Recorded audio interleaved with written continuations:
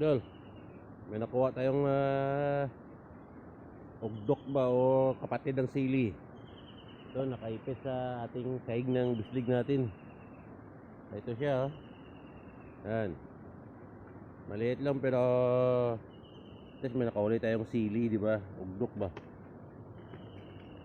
Yung mga mga huli natin, oh. Ito na, oh. Yan. Pangulam na. Ano natin ng labong. Yan. Tapos yung bislig ko, iniwan ko doon. Binalik ulit para bukas ng umaga tingnan natin.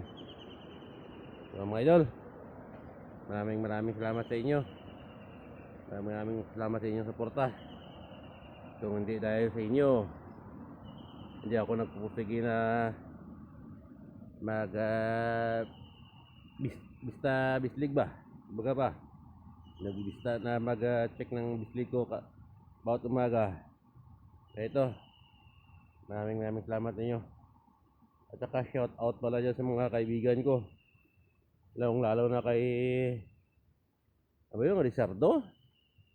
Maraming salamat sa inyo. Shout out kita.